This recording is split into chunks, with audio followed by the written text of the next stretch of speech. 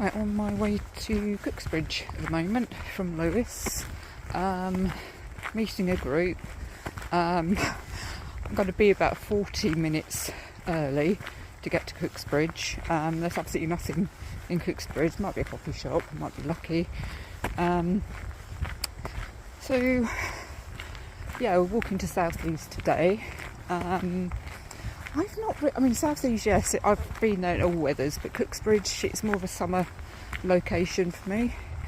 For a start and finishing hike, because there is a train station there. I could have got a train up, but it's only about 3 miles from Lewes, so I just thought, looked at the weather, it's like, oh, it's going to be dry.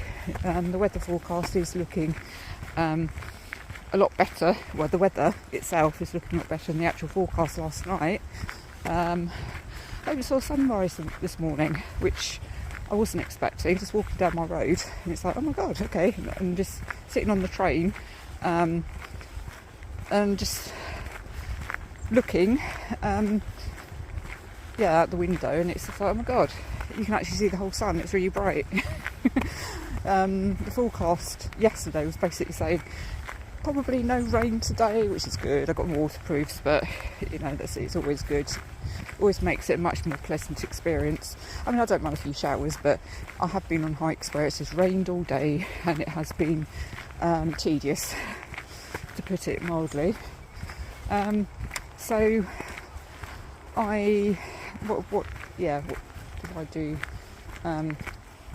For whatever reason, my phone's doing weird stuff. I'm due an upgrade anyway, but I had to go into Tesco Extra, which is kind of en route to Cooksbridge, to buy a phone charger, because whatever reason my phone was it's kind of, I was charging it using a battery pack, a power bank last night, and it didn't really charge. In fact, it actually gone down, so it's like, okay. And the charger that I was using is completely down to zero, and it's like, what's going on? That's just odd.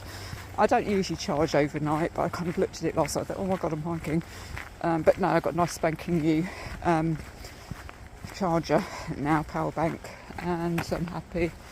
And it's working absolutely fine. So meeting the group. I think the train gets in about 10:53 or something, and I'm due in to Cooksbridge about 10:10. So, and as I say, I have been to Cooksbridge a few times before, and it's absolutely, it's a village. There's nothing there. Might be a farm machinery shop or something nice. Look at the nice shiny new tractors and combine harvesters and stuff. I did go to, I think I was near Peterborough though. There's a station or a little town, villagey type place, beginning with H, near Peterborough, and I can't remember what it is, but I do remember they had loads and loads of these bright red, shiny, new combine harvester accessories. And the actual combine harvester things themselves, and it's like, oh my god. I suppose farmers have to go somewhere to buy these things, don't they? You're not going to find it in a second-hand car showroom or anything like that. Well, you might, I don't know, doubt it. But that's the river Riverside that goes into, where's it going to? New Haven. Yeah, that's right. Yeah, New Haven. Goes through Lewes, past the Harvey's Brewery, which is absolutely lovely. The beer is lovely, and it's a really good looking brewery as well. That's Lewes in the distance over yonder. This is kind of the outskirts of Lewes. This is the train line. So this is the train line that will go up to Cooksbridge, and what was Haywards Heath? I think it's the Haywards Heath line. I'm sure it is.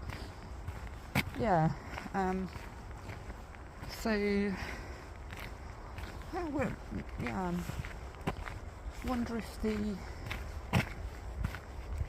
that's what we're thinking, because most of the group today are coming down from London. I'm just wondering where they would change, or if they would change, because they don't have to meet at London Bridge Oh, and there's a choo-choo train. I don't go choo-choo anymore. Or is it? There you go. Nice southern train. Yeah, I wonder when that's going to go from our vocabulary, like choo-choo train. People, because, well, I suppose you still get heritage railways, don't you, in the steam trains. Yeah, anyway. But yeah, I know when I should stop a video when I'm just talking absolute rubbish, which actually, yeah, I usually start talking rubbish, but yeah, anyway.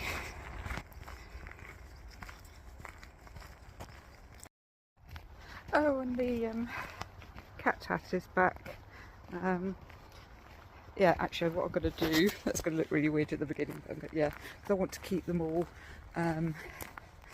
landscape because, yeah, YouTube and all that, you know, it's just a bloody pain if you you kind of, yeah, putting up videos and then you want to put them together and suddenly you've got a landscape and then you've got a portrait and it just doesn't look very good. You know, I mean, my videos I put together, you know, quite amateurish, but that's how I like it at the moment. They might get more professional over time, I don't know. At the moment, yeah, I'm happy. So yeah, I've got my council issue raincoat on and now the leggings I'm wearing. Yeah, imagine that I will be retracing these steps today with the group. Yeah, because I'm not leading this one, so I'm guessing that we will be having lunch in Lewes, because that's kind of halfway. Yeah, and I'd be interested to see where we get onto the river, because it will be a river walk today. Whether we'd be going a bit further up, because the footpath's a bit funny around here. So yeah, because the river kind of goes up that way. It's a very twisty river. There is a kind of a tributary that goes up there, but there's no footpath. So, well, there kind of is on the other side. Yeah, but yeah, as I said, it'd be interesting to see. I wonder what big hill that is. If it's Mount Caban or something. I should know I do know my Lewes hills, but I don't normally walk up the river, so it's kind of out of perspective. So yeah, I'll find out actually. I am liking this. These kind of spiders' webs in the grass that the dew has made white. That's quite spectacular. Yeah, that hill over there that I mentioned before, it's actually Malling Hill. What would it be without GPS maps and all that? You know, you could just find out straight away what it is. I just assumed that it was going to be one of the big three. By the big three, I mean Fell Beacon, Mount Caban, which is in completely the other direction. So yeah, up the river. And what's, is it Itford Hill? I think the one that, yeah, near South East. But we won't be going over today. We'll be walking up the river. So yeah, I do like all this grass as well by the river. Yeah, very striking. Right, away from the river now, and I am just coming up to the village or hamlet of Hamsey, Hamsey. Yeah, I do remember walking one summer's evening about 3 years ago. Must have been walking through Hamsey probably a couple of times actually, with two different groups. But yeah, it was both of them. It was the summertime, so this is a first for me, walking through Hamsey in the winter. This is nice and unexpected. Just walked. Yeah, obviously I came off the river, didn't I? And I walked through Hamsey up Whitfield Lane. Crossed over the Drove. Oh, that's a nice big house. And I'm now in a field and a footpath sign, so all is good. It's had about 15 minutes walk now. I probably, in the summer, have actually walked over this field. Yeah, so I love this actually when footpaths go over fields. I don't like walking over fields when it looks like there isn't a footpath. Yeah, to get from one side to the other, it's like, okay. Some people just like charge straight across the field. No, don't do that. Farmer Giles will not be happy with you for spoiling all his or her crops. That's the bird's job, basically, isn't it, to attack their crops? But even at this time of year, you've got really not going to come across many crops, but it's still polite, isn't it, to walk up the footpaths rather than through Farmer Giles's or Farmer McDonald's or whoever, old McDonald farm and fields. So this is lovely. I've hardly seen this. Oh, I hardly seen this. So it's a lovely horse over there being ridden. I always call white horses unicorns without horns. Yeah, maybe, maybe they were. Maybe they have got unicorn blood in them. Who knows? And it's always a bit confusing when, like that, up there, which side of the hedge to go. Now, if Mary would actually pull her finger out and, what's the word? Invest, I suppose is a good word, in OS online maps. I do have the basic version, which you don't pay for. For goodness sake, Mary, it's less than 50 quid a year. I think it's about 30 something quid for OS, and obviously it's going to be the best one, isn't it? And it will probably tell me which side of the hedge I need to go. But maps.me, which is the one I'm using at the moment, which is it's got basic map, but it does its job. Takes you up the good footpaths and whatever. Lovely views. But it just doesn't tell you which side of the hedge you should be on. And it just says, yeah, you're going the right way.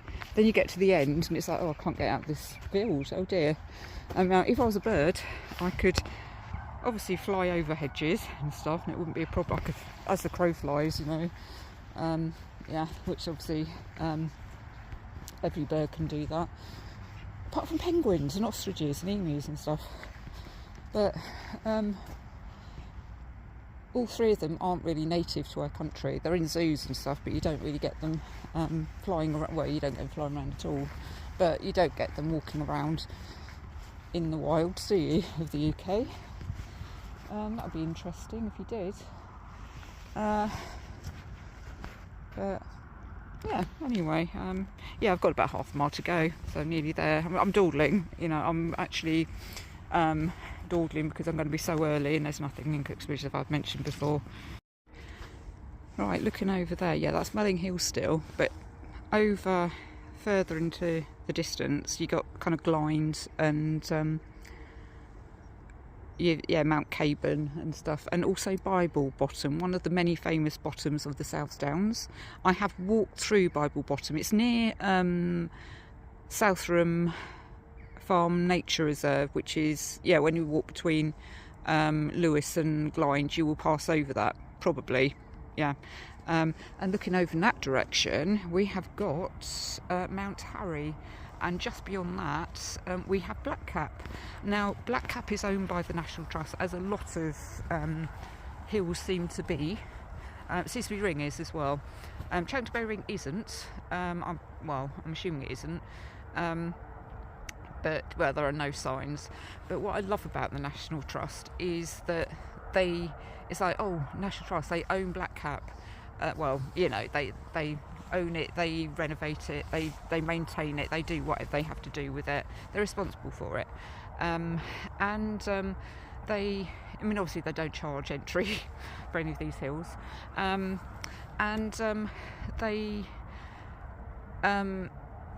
It's like Blackcap, that the area of Blackcap, or what National Trust class as Blackcap, includes Mount Harry.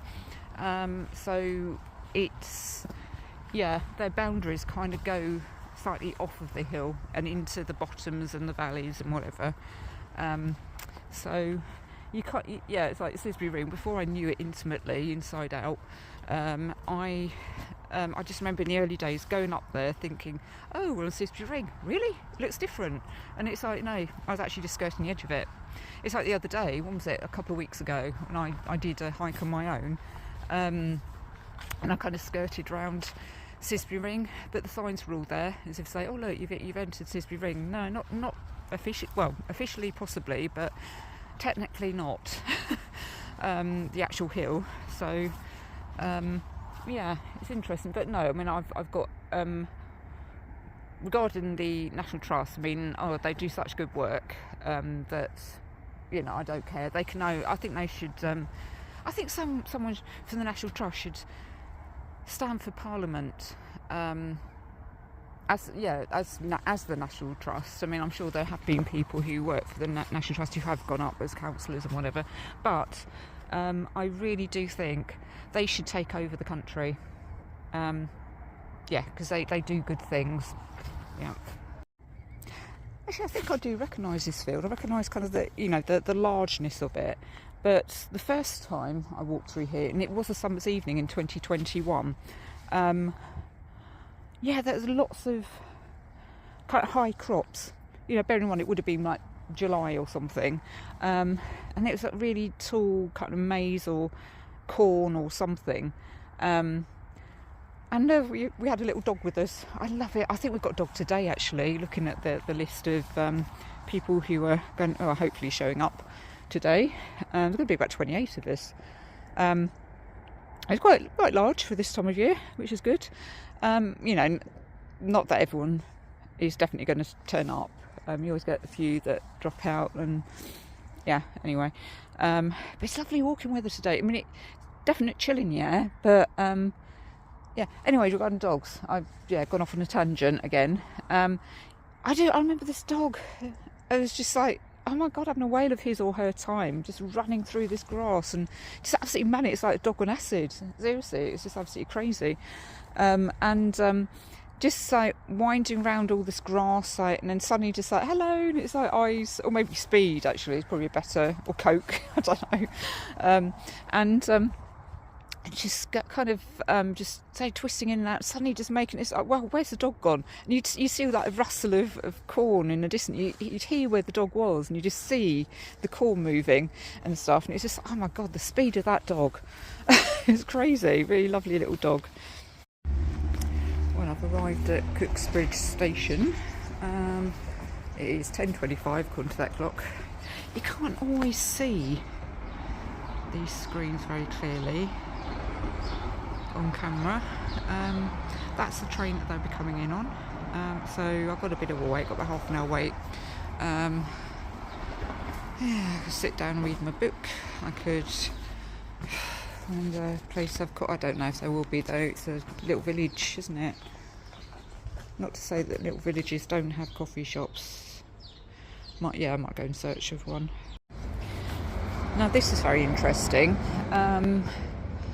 The station house, station building has been taken over by solicitors, architects, construction people, and a costume shop just around the corner.